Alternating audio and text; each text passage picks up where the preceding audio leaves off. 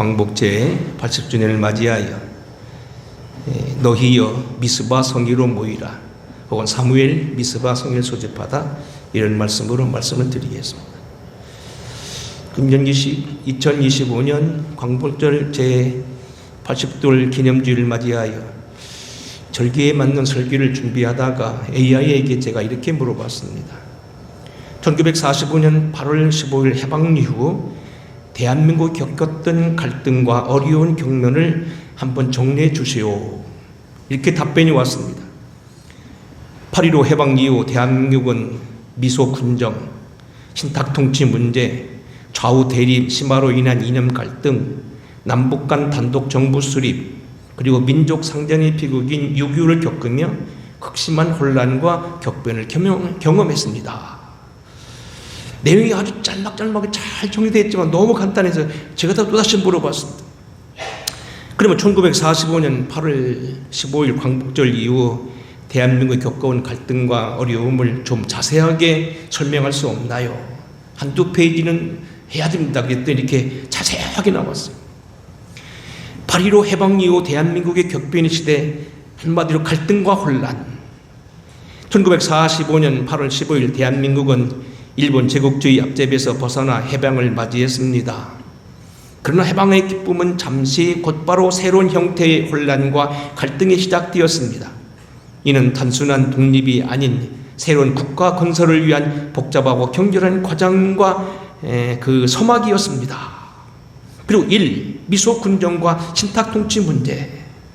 해방 직후 한반도는 38도선을 중심으로 남쪽에는 미군이, 북쪽에는 소련군이 진도하여 군정을 실시하게 됩니다. 이는 일본군 무장해제라는 명분 아래 이루어졌지만 실제로는 미소 양국의 이념 대결과 한반도 지배권 확보를 위한 대리전 성격을 띄었습니다.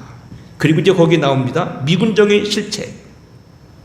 미 군정은 한국 상황에 대한 이해 부족과 친일 세력 일부의 등용 등으로 민중의 불만을 샀습니다. 특히 일본 식민지 시기의 행정 제재를 그대로 유지하려는 시도는 민족적 저항을 불러일으켰습니다. 제가 생각할 때는 상해 임시정부의 정통성을 인정하지 않고 그 임정요원이라든지 광복군을 우리가 인정하지 않고 개인적으로 받아들였다, 그런 얘기가 되겠어요. 그런가 하면 북소련 군정하에서는 북한 지역의 진중한 소련군은 강력한 공산주의 체제 건설을 추진하며 김일성 중심의 사회주의 정권을 수립해 나갔습니다. 이렇게 돼 있어요. 그래서 이것도 제가 해석하면은 1946년 우리나라가 해방된 지 불과 6개월이 안 된 그때에 이미 북한에는 북한 임시인민위원회라는 것을 만들어서, 북조선인민위원회를 만들어서 이미 나라를 형성했고, 이미 모든 정부 구성을 만들었고, 토지개혁을 단행했고, 그들은 군대를 조직했어요. 세 번째는 신탁통치, 이건 이렇게 되어 있습니다. 자세하게 나와 있는데 시간 관계상 다 말할 필요 없고요. 1945년 12월 모스크바 삼상회의에서 한반도에 대한 미영 중소 4개국 최대 5년간 식당 통치를 결정하자 한국 사회는 찬탁과 반탁으로 극심하게 분열됐다. 김구, 이승만 등 우익 세력은 즉각 독립을 주장하며 반탁운동을 주동했고, 박헌영 등의 좌익 세력은 소련의 지시에 따라서 신탁 통치를 지지하며 사회적 혼란이 더욱 가중됐다. 이 갈등은 해방 공간의 가장 큰 쟁점이 되었으며 결국 통일정부의 수립의 실패로 이어진다, 이렇게 되어 있어요. 큰 두 번째로 이 이념은 뭐냐면 좌우 이념의 갈등 심화와 사회 혼란. 그래서 이를테면 좌익 활동의 내 모습, 우익 활동의 세력, 테러와 암살, 이렇게 쭉 나오고. 세 번째는 남북 단독 정부 수립. 지금 내용을 다 생략하는 거예요. 아주 길게 한 4, 5페이지 나왔는데 지금 줄이는 거예요. 미소 공동위원회에서 2차례에 걸쳐 개최되었으나 신탁 통치 문제와 좌우 대립 문제로 합의점을 찾지 못하고 결렬되면서 한반도 통일정부 수립은 불가능해져서 결국 미국은 한반도를 이남보로 해서 결국 이제 투표를 하도록 그렇게 결의했다. 유엔은 인구 비례에 따른 남북한 총선거를 통한 정부 수립을 결의하지만 북한이 이를 거부하면서 남한말이 단독 정부가 추진되었다 이렇게 여기있어요. 그래서 50 총선거와 대한민국 정부 수립, 이 북조선 인민위원회 공화국 수립 뭐 이렇게 추가 쭉 나오는데 내용 생략하고요. 한 가지 우리가 조심할 건 이럽니다. 이승만 대통령이 결국 남북한 총선거를 하려고 하다가 북한이 틀어막고 들어오지도 못하게 하니까 나중에 이제 결국 남한만에 투표를 실시해서 50 총선거를 실시하죠. 그래서 결국 많은 사람들이 이승만 정권을 분단이 책임자라고 말하고 모든 걸 하지만 그렇지 않다는 겁니다. 북한이 남한보다 먼저 진주에서 우리는 뭐 군대를 조성하지는 못할 때 그들 이미 아까 말씀드린 대로 북조선 인민 임시위원회라는 걸 만들어서 그들은 구성했고 바로 이것을 북조선 인민공화국이라는 걸 그들은 위원장을 만들었고요. 그들만의 헌법 초안을 만들었고요. 토지개혁을 단행했고요. 인민군을 뽑아서 완성했고요. 정부 조직을 완성하고 있었어요. 그래서 우리가 뭐 한다는 걸 도저히 그들이 허락지 아니했고 그러한 가장 큰 이슈가 바로 이제 6.25로 나타나는 거예요. 북한의 정권을 세우고 남한까지 하려고 했으나 되지 않았자 결국은 박헌영의 어떤 그러한 보고에 의해서 남한을 밀고 들어와서 통일정부를 세우려겠다. 분단의 책임은 많은 사람들이 오늘 왜곡하게 말하기를 이승만 정권이 틀어막고 결국은 남한이 분단하게 한 그런 원흉이라고 말하지만 북한이 벌써 그 사람들이 군대를 조직해놓고 토지개혁을 단행하고 헌법 초안을 만들어놓고 군사조직을 만들어놓고 모든 걸 이미 요새화하고 있었어요. 그래서 이것은 결국 이승만 대통령만이 책임이라고는 말할 수 없고 남북 공동의 책임이라면 책임이고 엄밀히 말한다면 이것은 유엔군에서 결정했던 총선거를 반대한 북한이 있다고 봐야 될 거예요. 어쨌든 AI는 계속 말합니다. 남북 6.25 전쟁이 참상, 국제전쟁의 확대, 휘련과 분단 고차가 자세히 나와 있어요. 8.15 해방 이후 대한민국은 이념적 혼란, 정치적 격변 그리고 전쟁이라는 극한의 시련을 겪으며 현대사의 비극을 맞이했습니다. 이러한 격변의 과정은 대한민국 정체성과 현재인 남북관계에 지대한 영향을 미쳤으며 평화와 통일에 대한 열망을 더욱 강화하는 계기가 되었습니다. 이게 바로 AI 보고예요. 제가 다시 또 물어봅니다. 자, 그러면 현재 우리가 살고 있는 이 대한민국 겪고 있는 갈등과 어려움을 좀 한번 다시 정리해 주세요. 그랬더니 이렇게 얘기합니다. 현재 대한민국은 1. 저출산 고령화로 인한 인구 문제, 2. 빈부격차 심화와 같은 경제적 어려움, 3. 이념 및 세대 갈등을 비롯한 다양한 사회적 갈등, 4. 특히 정치권 갈등 심화와 투명하지 못한 정부 운영에 대한 국민 불신도 큰 문제로 지적됩니다. 이렇게 말하고 있어요. 자, 어떻게 보면 이 AI가 그동안 축적되어 있는 모든 사전, 기사, 역사책을 수만 권을 다 종합했기 때문에 정리한 거라고 봐서 기가 막히게 잘 정리했다고 봅니다만 오늘 기념 예배는 이건 정책이 다 할 수 없는 건 아니고요. 오늘 이렇게 하려고 합니다. 사무엘을 통하여 이 나라 미래를 우리가 한번 기도해 보자는 거예요. 나면서부터 하나님께 헌신바 되고 그의 어머니의 기도 속에 잉태했던 사무엘이 이 국난의 극별한 시기에 어떻게 국난을 극복하려고 했느냐는 얘기입니다. 당시 재정일치 시대에 국가의 지도자이기도 하고 또한 모든 이 종교에 대한 것도 책임졌던 사무엘이기는 하지만은 어쨌든 그가 믿음으로 살았던 그 사람이 국난의 극복을 어떻게 해결하고 했는가? 어머니의 기도로 잉태되어 젖을 떼자마자 하나님께 헌신된 사람, 그래서부터 주의 음성을 듣고 하나님 앞에 소명을 받았던 특별한 예언자로서 어려운 나라 속에서도 결국 갈등에서 이적의 침입 속에서 나라를 지켜왔던 사람, 사울왕을 임명하고 결국 다윗을 기름 부어 세웠을 만큼 국가의 근본이 되었던 이 어른이었던 사무엘이 가졌던 신앙관, 그의 국가관은 어떠했느냐? 우리가 한 번 정도 우리 나라를 위해서 기도할 때 이 사무엘 통하여 배우고자 하는 얘기입니다. 마침 제가 이제 절기들이 다 맞춰가고 성경 강림절을 누리면 설교를 비교적 자유롭게 할 수 있어서 뭘 설교할까 하다가 사무엘 생각해냈는데 마침 오늘 조금 중간 수업부터 시작해서 오늘 국가관 이 사무엘 통과해서 우리가 나라를 위해 기도하는 하나 이 그 격변기에서의 신앙인의 자세에 대해서 설명해 보려고 합니다. 자, 오늘 본문에 보게 되면 이 어렵고 고통스러운 시기 나라가 성립하고 지금 왕을 세워야 되고 복잡한 일을 많이 당할 때 사무엘이 행했던 행동을 이 본문 7장에 이때에 사무엘이 한 행동은 뭐냐는 겁니다. 결국 그들을 모아놓고 미스바라는 곳에서 성기를 열었는데 미스바를 통하여 나타났던 그의 신앙과 국가관은 어떻게 했는가 정리해 봅니다. 첫째로 미스바 성기를 통한 사무엘의 민족 지도력과 신앙관은 나라와 사회 문제를 궁극적으로 신앙적으로 풀어가려고 했다는 거예요. 다시 말하면 국가 문제는 국가 문제, 교회 문제는 교회 문제에 관계없다고 하는 것이 아니었다는 거예요. 국가의 문제를 결국 교회의 문제로 받고 나라의 문제를 결국은 우리 신앙인들의 문제로 받고 그 문제를 풀기 위해서 믿는 사람들은 신앙의 문제니 재정 분리로 인해서 우리는 가만히 있는다고 하지 않았다는 겁니다. 나라를 위해 기도하고 그들을 위해서 걱정하며 한자리에 모여서 나라를 위해 걱정하며 기도했다는 얘기입니다. 오늘 본문 말씀 읽어봅니다. 3절입니다.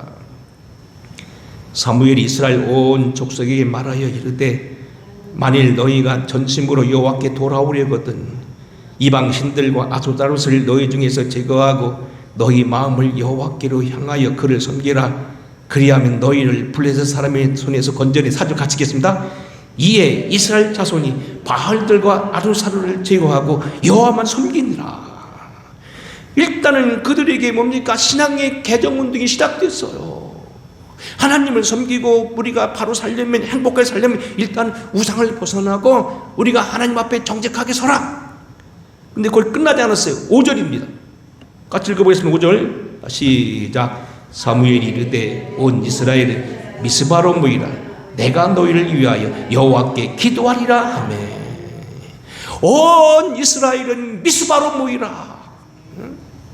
너희는 미스바로 모여라. 내가 너희를 그 성의를 통하여 여호와께 기도하리라. 우리가 같이 모여서 나라 문제를 걱정하고 이 나라 이민족 문제를 같이 토의하고 이 문제를 위해서 우리가 회개하고 같이 이 문제를 기도하자는 얘기입니다. 우린 여러분은 아마 그동안 여러 가지 땅굴 문제라든지 국난의 문제, 나라 문제 때 여러분 아마 많이 미스바 얘기를 많이 들었을 겁니다. 미스바가 누굽니까? 민족성입니다. 나라의 문제를 나라의 문제로 그 정치 문제라고 방관하지 아니하고 우리는 믿음만 지키는 사람이고 종교 분리 이거 사실은 어떻게 보면 일제 사람들이요 교회를 떼놓으려고 교회를 떼놓게 만드는 논리가 종교 분리 원칙이에요. 우리가 이렇게 쉽게 생각해 볼게요. 자, 우리가 철저하게 종교 분리를 주장해서 만일 하나가 그럴 리는 없겠습니다만 나라가 잘못됐다고 보세요. 그럼 여러분 과연 교회는 존재할 것 같습니까? 여러분 캄보디아 킬리필드에서는요 정권이 뒤바뀌고 어떻게 하는가 폴포이트라는 사람이 사람을 죽이는 어떻게 죽인 줄 아십니까? 공무원들 은행원들은 죽이는 건 당연하고요. 때로는 일반인들은 표시가 안 나니까 안경 쓴 사람 손가락이 깨끗하고 기른 사람 또 얼굴이 말쑥하고 희끄부러운 사람 다 잡아 죽였어요. 600만이 죽었다는 거예요. 전쟁 때문에 죽은 게 아니고 전쟁 후에 사람을 골라내서 하나하나 골라내서 다 죽인 것이 수백만 그 나라가 뭐 킬링필드 죽이는 나라 죽인 나라 킬링필드 캄보디아 여러분 영화도 한번 보세요. 얼마나 철저하게 그 사람들이 사람을 새끼로 죽였는가 하는 얘기예요. 여러분 우리는 쉽게 생각할 때 그냥 마음 편하게 정치는 정치고 경제는 경제고 종교는 종교 문제이니까 교회는 교회만 신앙만 지키면 되지. 그러나 여러분 보세요. 사무엘은 그렇게 말하지 않았어요. 여러분 나라가 잘못되면요 교회도 없어요. 지난주간 제가 어떤 분하고 토의하다가 그런 얘기했고 오히려 그분이 다 수긍하지 못하더긴 제가 저보다 나이가 위니까 이제 정식으로 다 전화를 드려서 죄송하다고 내가 사과는 했습니다만 사실 엄밀히 보면 그거 어떻습니까? 나라 잘못되면 교회 없어요. 여러분 밥그릇도 없어요. 예를 들어 볼게요. 우리나라가 일사보호 조약을 맺이하고 나중에 1910년도 나라가 망했을 때 일본이 한 작업이 뭐냐면 모든 재산을 다 등록하라는 거였어요. 그때만 한국 사람들이 무슨 소리 하는 거냐고. 우리가 반만 년 뒤에 온 나라 우리나라인데 왜 쪽발이가 우리 보고 재산 등록하라고 하냐고. 쥐들이 뭔 상관이냐고. 나는 난데 뭔 상관이냐고. 안 했어요. 다 뺏겼어요. 다 국유화됐어요. 여러분, 우리가 나라에서 법이 수없이 시행되고 하루에도 제가 알기로는 수십 개의 법이 없어지고 생겨지고 그런다고는 영까지 포함하면 대통령령이 있고 조례가 있고 규칙이 있잖아요. 한 달에 하루에도 수십 개씩 없어지고 생깁니다. 이것이 오늘 갑자기 보면 여러분 뭐예요? 찬장 속에 들은 숟가락 내놓으라고 할 수도 있어요. 오늘 갑자기 여러분 세금 올릴 수도 있어요.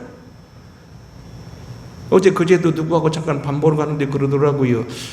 요새 조금 국민지원금 받아 몇십만 받았는데 세금만 올랐어요 그러더라고요. 사랑하는 성도 여러분, 여기 보면 이스라엘이 지금 중차된 기류에 향했습니다. 오늘 여기 사무엘 시대에 그들이 어떤 일을 당했습니까? 그의 스승이요 성전의 영적 아버지였던 엘리 제사장은 그의 아들 홈니와 비느하스와 그리고 그의 며느리가 한날에 죽습니다. 사무엘상 4장 15절 앞에 있는 장들이죠. 소식을 전하는 자가 대답하되 이스라엘이 블레셋 사람 앞에 도망하였고 백성 중엔 큰 살육이 있었고 당신의 두 아들 홈니와 비느하스도 죽임을 당하였고 하나님의 괴는 빼앗겼나이다. 하나님의 괴를 말할 때 엘리가 자기 의지에서 뒤로 넘어져 문 곁에서 목이 부러져 죽었으니 나이가 많고 비대한 까닭이라 그가 이스라엘 사사가 된 지 40년이었더라. 이때 옆에 있던 비느하스의 아내 큰 며느리가 임신 중에 있는 것을 듣고 말합니다. 그의 며느리 비느하스의 아내가 임신하여 해산 때가 가까웠더니 하나님의 괴가 빼앗긴 것과 그의 시아버지와 남편이 죽은 소식을 듣고 갑자기 아파서 몸을 굽으려 해산하고 죽어갈 때 곁에 서 있던 여인들이 그에게 이르되 두려워하지 말라. 내가 아들을 낳았다 하되 그는 대답하지도 아니하고 관념하지도 아니하고 이르기를 영광이 이스라엘에게 떠났다 하고 아이의 이름을 이가봇으로 하였으니 이는 하나님의 괴가 빼앗겼고 그의 시아버지와 남편이 죽었기 때문이며 또 이르기를 하나님의 괴를 빼앗겼으므로 영광이 이스라엘을 떠났다 하였더라. 지금 이 사무엘이 일한 시대는 아주 복잡한 시대였어요. 엘리 제사장이 죽고요, 두 아들이 죽고요, 전쟁이 실패해서 하나님의 복귀를 빼앗겼어요. 결국 이스라엘 군대는 지금 모욕을 당하는 상태에서 이 가운데서 그들이 나라를 소집하기를 원했고 여튼 이 문제를요 해결하는 힘이 뭡니까? 저들은 모이라는 거였어요. 나라 문제고 빼앗기든 말든 전쟁이 나든 말든 법계가 빼앗기든 말든 그건 나와 상관없어 하지 않았다는 얘기예요. 우리는 3.1절이 되고 8.15가 되면 단골적으로 하는 예화가 하나 있습니다. 오늘 더 이상 좋은 예화가 없기 때문에 다시 말하겠습니다. 감리교 목사님 가운데서 신석구 목사님이라는 분이 계십니다. 이분은 북한에 계셨던 목사님이고 한때 여기 홍성제일도 하여튼 이 관계된 감리교 목사 유명한 분이신데 제가 알기로는 김일성에게도 세례를 주었던 아주 훌륭한 목사님입니다. 근데 이 목사님이요 3.1운동을 당하면 1919년 3월달 어느 날 자기 친구 이화영 목사가 쫓아와 얘기합니다. 여부 계신 목사, 우리가 나라를 되찾기 위해서 3.1운동을 하는데 자네도 거기 좀 같이 가담하게나 33일 민족대표로 서명하게나. 그때 그 신석구 목사가 고민한 게 있었어요. 일단은 이 문제는 정치 문제라는 거예요. 두 번째는 뭐냐면 천도교와 연합한다는 것에 그가 결국 벨리알과 함께 같이 몽인을 미는 문제, 하나님 원치 않는다는 문제입니다. 그리고 앞으로 목사가 정치에 가입했다가 틀림없이 감옥 가는 건 불을 보듯 뻔한데 감옥 갇히면 교회가 제대로 서겠느냐? 가족은 어떻게 되느냐? 이런 문제 때문에 망설인다고. 근데 그가 기도하다가 바로 사흘 전이라고 생각됩니다만 1919년 2월 25일 새벽 기도를 하다가 이런 음성을 듣는다고 했죠. 반만년 계속되어 이 나라가 네 대에 망한 것도 네 직원을 또다시 그 나라를 찾을 수 있는 좋은 기회가 있는데 이를 예민하는 것은 더 큰 죄가 아니냐. 유명한 얘기예요. 여러분, 우리가 에스더를 봐도 마찬가지입니다. 에스더 사람은 뭐지요? 페르시아에 살고 있는 수상관에 살고 있던 에스더에게 어느 날 그의 사촌 오빠인 모르드게가 사람을 보내옵니다. 모르드게는 신앙적으로 살려겠던 사람인데 갑자기 그 성중에 있는 하만이라고 하는 총리격에 해당되는 사람이 그를 미워해서 그만 아니고 이스라엘 백성들 다 죽이라는 명령을 받아냅니다. 그래서 이제 이스라엘 백성들이 페르시아에 살고 있던 사람들이 죽기 일부 직전이었어요. 그때 사람을 보냅니다. 그때 한 대화입니다. 에스더가 하닥에게 이르되 너는 모르드게에게 전하기를 왕의 신하들과 왕의 각 지방 방백들이 다 알거니와 남녀를 물어나고 부름을 받지 아니하고 안뜰에 들어가서 왕에게 나아가면 오직 죽이는 법이요 왕이 그 자에게 금규를 내밀어야 살 것이라. 이래 내가 부르심을 받아 왕으로 나아가지 못한 지가 이미 30일이라. 그가 에스더의 말을 모르드게에게 전하며 모르드게가 그를 시켜 에스더에게 화답하되 너는 왕궁에 있으니 모든 유다인 중에서 홀로 목숨을 건지리라 생각하지 말라. 이때 내가 만일 잠잠하여 말이 없으면 유다인은 다른 데로 말미암아 노임을 받으려니와 너와 네 아버지 집은 멸망하리라. 네가 왕위의 자리를 얻게 한 것이 이때를 위함이 아닌지 누가 알겠느냐. 그래서 결국 어떻게 합니까? 모르드게에게 말합니다. 나를 위하여 금식하되 밤낮 3일을 먹지도 말고 마시지 마소서. 나도 나의 신하와 더불어 이렇게 금식한 후에 규례를 어기고 왕에게 나아가리니 죽음은 죽으리다 하니라. 모르드게가 가서 에스더의 명령대로 다 행하니라 그랬어요. 여러분, 우리가 보면은 우리가 어려운 일을 당할 때 국가가 하나님은 모른 척하지만 사실 하나님은 그 일을 당신 아니라도 하지만 당신은 그것 때문에 예의라고 생각하지 말라는 겁니다. 아까 이미 말씀드린 길딩 필드라는 말이 여러분들 잘 보시듯이 여러분 가만히 있으면 나중에 여러분 책임은 여러분이 져야 된다는 거고 여러분 후손들이 져야 된다는 겁니다. 중요한 것은 우리가 아까 말씀드린 말씀대로요. 나라의 문제는 결코 남의 문제가 아니고 내 일이고 사무엘에게 있어서 나라의 문제는 결국 당신의 일이었고 민족의 일이었고 교회의 문제였어요. 그래서 모여서 기도했다는 거예요. 물론 국가나 정치 단체나 교회의 이념과 목표는 다르고요. 그 운영 방식도 다르고 책임도 다르기는 합니다만 우리는 한나 생각한다면 국가도 하나님께서 세우신 제도라는 걸 믿어야 될 거예요.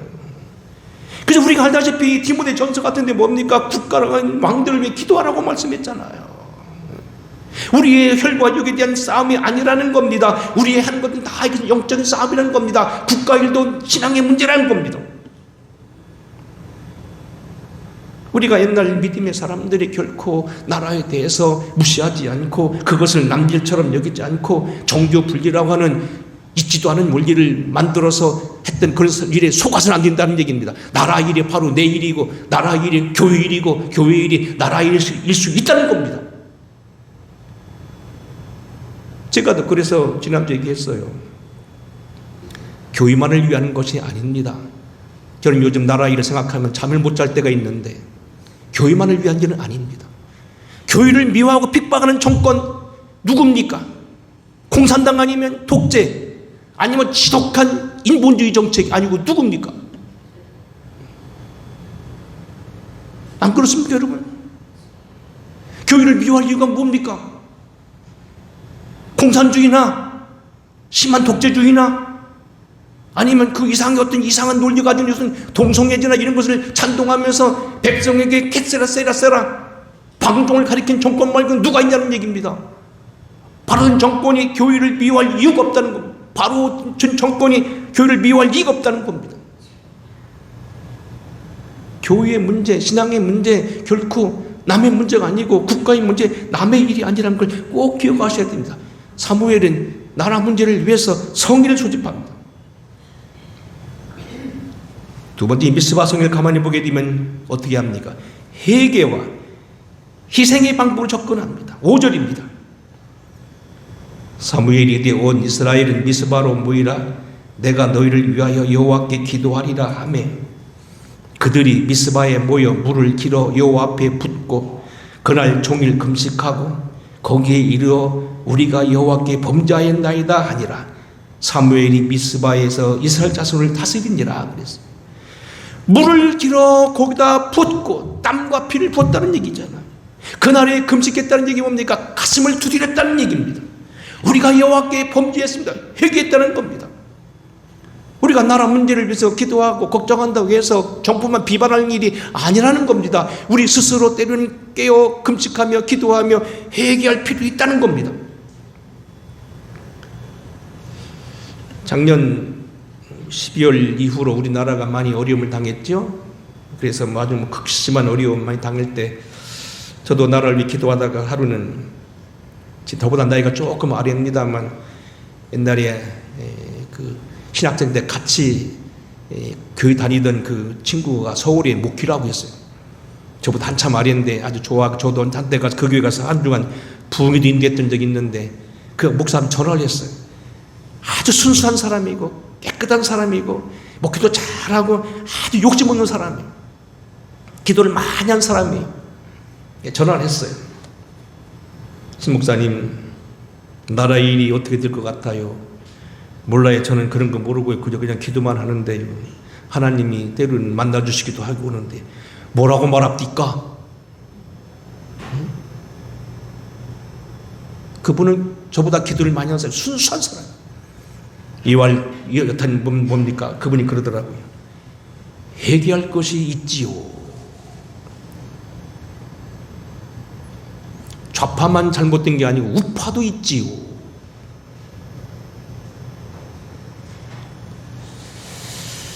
여러분은 이 불로응답했던 열왕기상 18장에 나온 엘리야의 제단 갈멜산 제단을 보세요. 거기 어떻게 합니까? 엘리야가 백성을 향하여 무너진 제단을 수축하되 여호와의 이스라엘 지파의 수요를 따라 12개를 취하고 거기에 큰 도랑을 새의 수알을 들 만큼 도랑을 만들고 33절 보면 나무를 버리고 송아지 각을 떠서 그 위에 떠놓고 그 위에다 물을 붓는데 4통씩 3통을 3번 부었다. 사실은 물론 그 붕굴에 있는 물을 갖다 했는지 모르지만 사실 저 밑에 기슭까지는요 한 3-4km 내려가야 되는 날맹이에요. 날맹이의 뭔 말인지 아시지? 산중턱이요. 또한 하나의 봉우리 위에.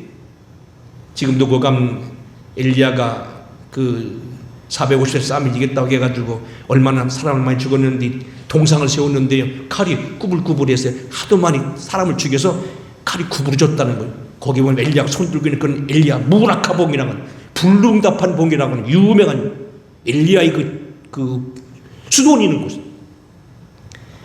어쨌든 거기 보면 뭡니까? 백성을 가까이 서라 관심 가지라는 얘기입니다. 돌로 제단을 쌓으라는 겁니다. 무너진 제단을 쌓으라는 겁니다. 예배상을 바로 하라는 겁니다. 돌들로 도랑을 만들고 각을 떠서 나무에 놓고 번제물을 나무에 놓고 불을 지르는데 불이 아닌 물을 붓고 하나님의 응답을 내리라는 겁니다. 하나님 앞에 오늘 우리가 회개할 게 있다는 거예요. 오늘 우리는 사실 보면 그랬습니다. 어떻게 보면 정치적으로 보면 정치하는 분들이 짜증나고 속상할 수도 있지만 사실 가끔 그 생각을 해봐요. 그들을 좌편향했다고 욕하지만 소위 우파라고 하는 사람들은 잘못이 없는가? 남한을 위해서 지나치게 호화하고 호식하고 하는 그런 건 없는가? 그 사람들이 기회를 주는 건 아니라는 거. 냄새를 피워서 쉬파리가 달려오도록 쉬파리가 미운 게 아니고 내가 냄새나는 게 문제라는 겁니다. 내가 냄새가 나니까 내 집에서 비린내가 나니까 쉬파리가 몰려온다는 거예요. 물론 몰려오는 파리 목이 잡아야 되지만 죽여야 되지만 그러나 내 집에 있는 냄새도 깨끗하게 청소하게 되면 그런 것이 없다는 겁니다. 내 집에 냄새가 비린내가 안 나면요 더러운 곳이 안 온다는 거예요. 오늘 이 미스바 성인은요 상대방을 총지만 한 게 아니에요. 회개하고 물을 붓고.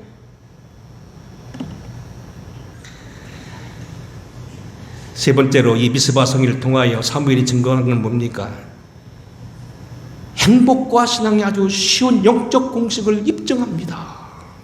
7절입니다.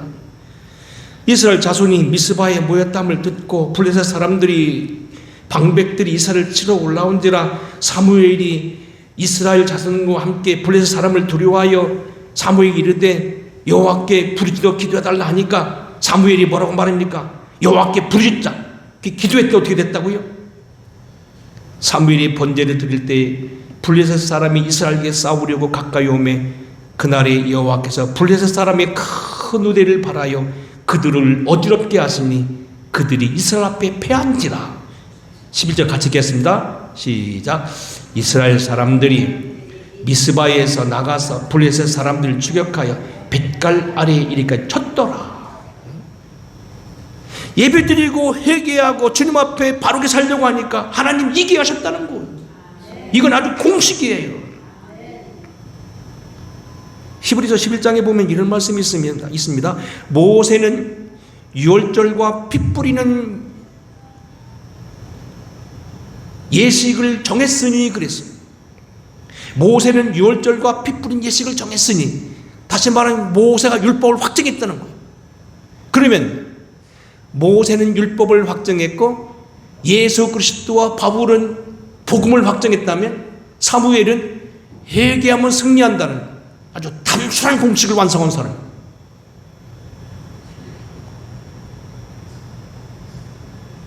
모세가 율법을 완성했고 예수 그리스도가 그 율법을 바탕으로 해서 더다시 더 나은 복음을 완성했고 바울이 이를 이신득이라고 하는 미신 칭의를 믿음으로 구원받는다는 원리를 확보했다면 사무엘은 뭡니까? 회개하고 금식하고 엎드리면 이기게 하신다. 나머지 이 12절부터 14절은 제가 한 시간 다시 공부할 거예요. 사무엘이 돌을 취하여 에베네셀에 취했는데 이후로 계속해서 나라가 성립하고 악한 정권들이 다시는 이 나라에 들어오지 못하고 사람들이 사이에 평화가 있었다고 돼 있어요. 믿음으로 회개하고 기도하게 되면 나라가 평안하다는 거예요. 사무엘이 회개하고 미스바에서 모여서 저들이 회개하고 가슴을 두드리고 주 앞에서 통회하니까 이기게 하셨다. 중요한 건 뭐 기도하면 들어주시고 회개하면 용서하시고 부르짖으면 응답하셨다. 회개하면 불쌍히 여기고 주 앞에 나와 기도하면 고쳐주셨다. 아주 단순한 공식입니다. 이걸 사무엘이 완성합니다.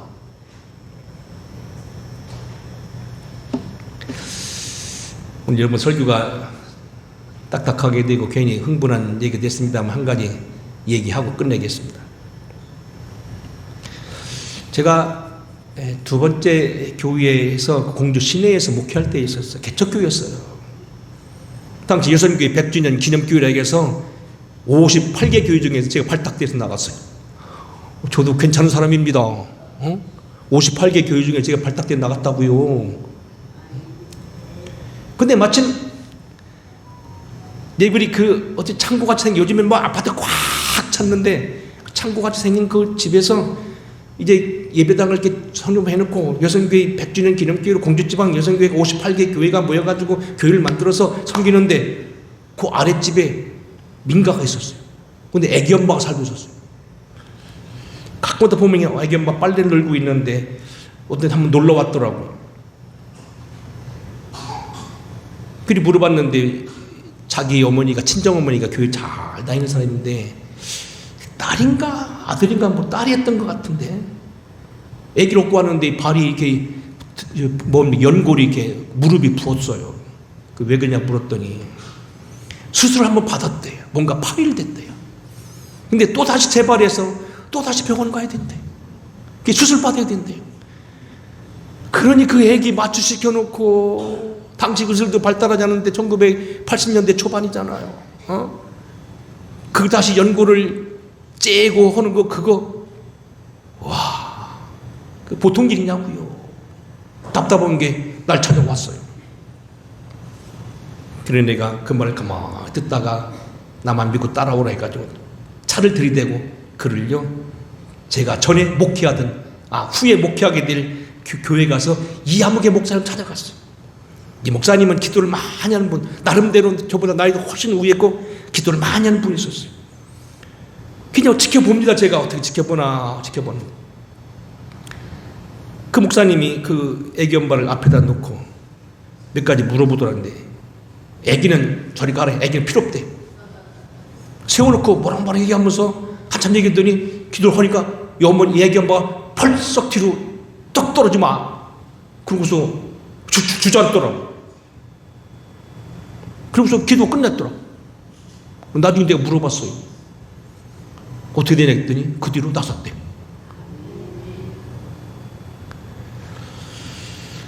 아기가 아픈 것은 아기의 죄가 아니고 엄마의 죄라는 거. 뭐 나이로 14살 때까지라고 하더만. 근데 그 아기가 무릎이 파열되고 붓고 수술받고 또 수술받아 잘못하면 이 큰 어려운 일 당하게 됐는데 아기는 필요 없다는 저가 노론하는 거예요. 그리고 아기 엄마 놓고 얘기 뭐라고 했더니 기도 한 뱀만하게 푹 떨어지더니 나중에 보니까 깨끗이 나았다고 하더라고. 근데 그래서 느낀 게 뭐예요? 회개하면 낫는구나. 단순한 거예요. 오늘 여기 설교 오래됐네요. 내가 첫째로 권하노니 모든 사람을 위하여 간구와 기도와 도구와 감사를 하되 임금들과 높은 지위에 있는 모든 사람을 위하여 하라.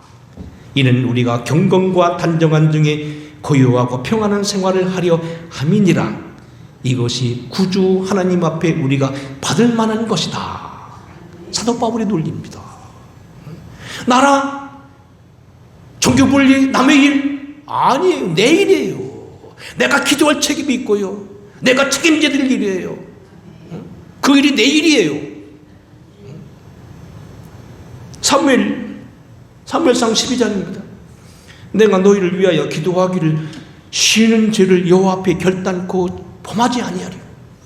나라와 민족을 위해 기도하는 거, 지도자들이, 신앙 있는 사람들이 나라 위해 기도하지 않는 거 죄라는 겁니다.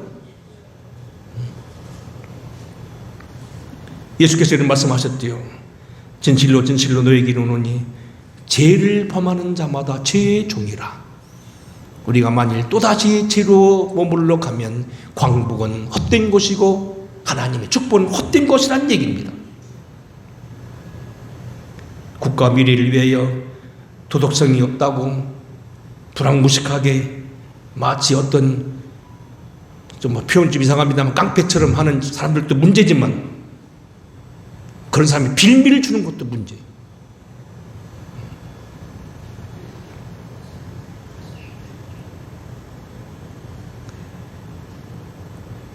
정치의 많은 문제, 참 우리는 말하기 어려운 얘기입니다만 다시 한번 돌아보면서 믿는 사람들이 깨어 있어야 된다. 사무엘에게서 배우시기 바랍니다. 정치와 신앙 문제를 분리하지 않았습니다. 그 신앙의 문제를 결국 정치 문제를 위해 회개부터 접근했습니다. 그리고 거기에는 자기 희생도 있었지만 나아가서 아주 중요한 원리, 회개하면 하나님 이기게 하시고 회복시켜 주신다는 원리였습니다.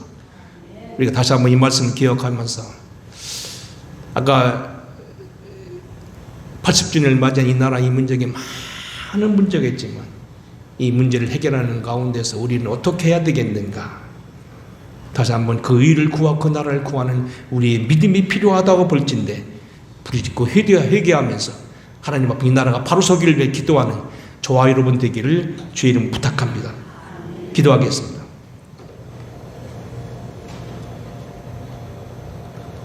어려운 나라의 문제를 정치 문제라고 국가 문제라고 방관하지 아니하고 사무엘은 미스바 서기를 모아 그들이 회개를 시키며 그 문제를 놓고 기도했습니다. 우리가 나의 문제가 아니라고 우리가 방관하거나 그 문제는 나와 상관없다고 생각하지 않게 하여 주시고 우리가 깨어 기도하는 우리가 되게 하옵소서. 킬링필드를 보게 하여 주시고 방관했던 러시아를 보게 하여 주시고 국공합작이라는 잘못된 것 때문에 함부로 하다가 나라가 통째로 넘어갔던 중국을 보게 하여 주시고 우리가 역사를 바로 보는 우리가 되게 하여 주시옵시되 분단의 책임이 누구에게 있다고 잘못 알고 그렇게 오도하는 자가 되지 아니하고 진실한 책임이 누구에게 있는지 바로 보면서 깨어 기도하는 이 나라 저희가 되게 하옵소서. 80전을 맞는 우리가 또다시 종의 멍에를 매거나 사치와 방탕에 놀아나거나 그렇다고 해서 우리가 어리석은 자에 처하지 않게 하여 주시고 믿음으로 깨어 기도하는 백성 되게 하여 주시사 이 나라로 하여금 바로 서도록 세우는 우리 모두가 되게 하옵소서. 예수님의 이름으로 기도합니다. 찬양하겠습니다.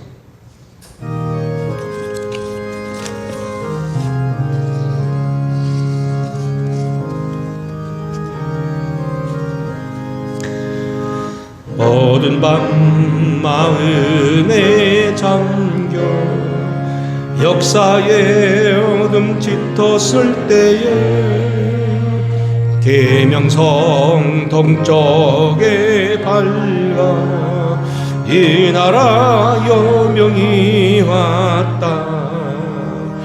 고요한 아침의 나라 빛 속에 새롭다. 이 빛 삶 속에 얽혀 이 땅에 생명 담아간다.